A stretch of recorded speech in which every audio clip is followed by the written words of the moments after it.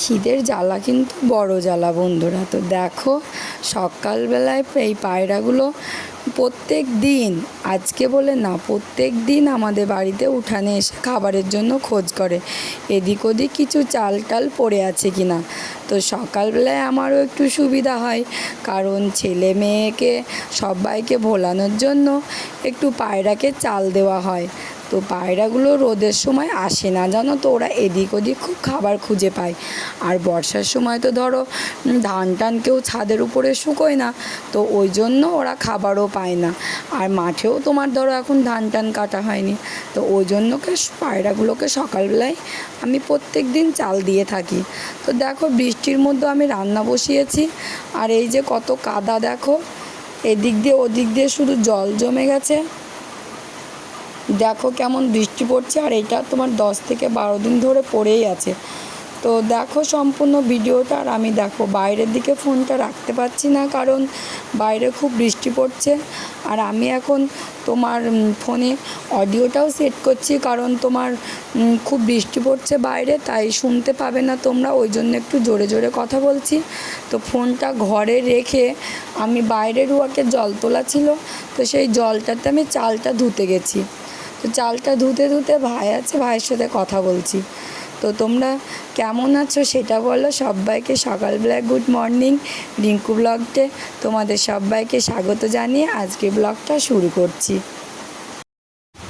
তো ওই যে প্রথমেই বললাম খিদের জ্বালা খুব বড় জ্বালা। তো তোমার কাজ করি বা কিছু না করি, বৃষ্টি পড়ুক ঝড় আসুক যাই করুক না কেন, আমাদের কিন্তু রান্না করে খেতেই হবে। তো ওই জন্য রান্নাটায় আগে বসিয়েছি, কিছু কিছু কাজ সেরে নিয়েছি। আর আজকে তোমাদের আমি একটা দুর্দান্ত জিনিস দেখাবো তোমাদের দাদা ভাইয়ের। ও যে কী করে এটা করতে পারলো সেটাই আমি বুঝে উঠতে পারছি না। তো আমি কিন্তু এত বড় হয়েছি, আমি কিন্তু ওই কাজটা কিন্তু কোনো দিনও করি না, বা আমি ওর ধারের কাছেই যাই না। যে ওই কাজটা ভাবলেই না আমার একটু কেমন লাগে, মনে হয় যেন গলা দিয়ে নামছে না। তো দেখো বন্ধুরা, আমি চাল টাল ধুয়ে নিয়ে চলে আসলাম। ধুয়ে নিয়ে আমি হাঁড়িতে চালটা দিয়ে দিলাম, কারণ জলটা গরম হয়ে গেছে। তো তোমরা ভিডিওটা সম্পূর্ণ দেখো, আর আমার চ্যানেলে যারা নতুন আছো তারা চ্যানেলটাকে প্লিজ সাবস্ক্রাইব করে একটি লাইক দিয়ে পাশে থেকো।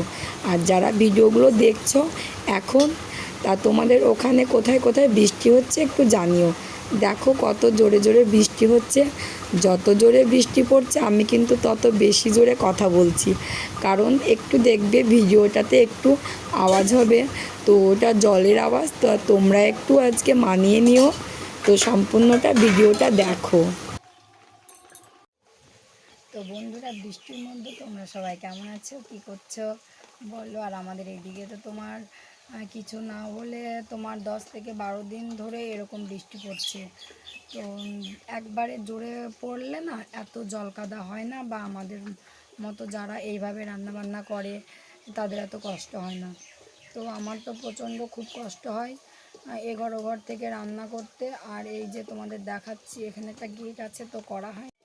এই যে কোদালটা আছে, দিয়ে ইটটা দেখা যাচ্ছে দেওয়ালের ওই দিকটায় দেওয়ালের ওই দিকটায় তোমার গেটটা হবে, মানে এখানে যখন রান্নাঘর। তো এখন তো হচ্ছে না, তো যখন হবে তখন এই দিক দিয়ে ঘুরে এসে রান্না করতে পারবো, তখন আর আমাকে জলে ভিজতেও হবে না, কিছু না। আর সকালের দিকে না আমি একে স্কুলে পাঠানোর পরে অনেকটা ভিজে ভিজে কাজ করেছি। তোমার গোয়াল পরিষ্কার করেছি, বাসন টাসন সব ধুয়ে ফেলেছি। তো বৃষ্টির মধ্যে আমি ফোন রাখতে পারিনি, কারণ তোমরা তো জানোই আমার স্ট্যান্ড নেই। আমি এমনি ফোনটা কোথাও রেখে ভিডিওটা বানাই। তো জলের ভিতরে এমনি ফোনটা ভালো না আমার, তার উপরে ভিডিও কোয়ালিটি অতটা ভালো দিতে পারি না। তো ওই জন্য আমি ভাবলাম রান্নাঘরে বসে কিছু কথা তোমাদের সাথে শেয়ার করি। আর তোমরা আমার ভিডিওটা বেশি বেশি করে দেখবে, ঠিক আছে? আমাকে একটু সাপোর্ট করো। সবাই সবাইকে সাপোর্ট না করলে হবে না, জানো তো। আর তোমরা যারা নতুন আছো, আমিও নতুন, তো তারা একে অপরকে সাপোর্ট না করলে কেউ এগোতে পারবে না। এখন যারা বড় ইউটিউবার হয়ে গেছে, তো তাদেরকে আমরাই কিন্তু বড় করেছি, আমাদের মতো যারা ভিডিও দেখেছি। তো দেখো আমি দেখো রান্না করছি, তোমাদের তো দেখালাম। এখন তরকারিটা হচ্ছে, আর এই যে আলু পটল কাটা আছে এখানে, তো ওইগুলো ভেজে নেব, কারণ আজকে একেবারে করে নেব। রুটিটাও রান্নাটা কমপ্লিট হয়ে যাবে, ছেলেকে খাইয়ে এসে রুটিটা করে নেব। না হলে না আবার সে বিকেলের দিকে জল পড়বে, দিয়ে আমার আর হবে না, খুব কষ্ট হবে। তার জন্য আজকে ভাবছি আজকে সেরে নেব। তো আমার ভিডিওটা কন্টিনিউ দেখতে থাকো তোমরা। তো আমার রান্না বান্না সব সারা হয়ে গেছে, একটু বৃষ্টিটা কমেছে, ঘরে তেল নেই, তো ওই জন্য তোমাদের দাদাভাই গাড়ি বার করলো, কারণ ও মিলে যাবে, তো রায়গুলো দিয়ে আসবে তেল করার জন্য। তো দেখো তোমাদের দাদাভাই চলে গেল, ছেলে আবার সামনে বসেছে, যে যাবে তার সাথেই যাবে। তো দেখতে থাকো, আমি একটু রাস্তা পর্যন্ত যাব তোমাদেরকে দেখানোর জন্য।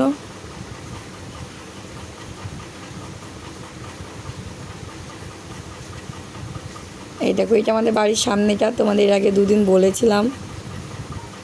আর ওই যে ওখানে দাঁড়িয়ে আছে। আর এই যে দুর্দান্ত কাজ, তোমাদের দাদাভাইয়ের এই কাজটার কথাই বলছিলাম, একটা পুরো আস্ত বড় কাঁঠাল ভেঙে খেয়ে নিল। তো চলো ভিডিওটা এখানে শেষ করছি, টাটা বাই বাই, সবাই সুস্থ থেকো, টাটা।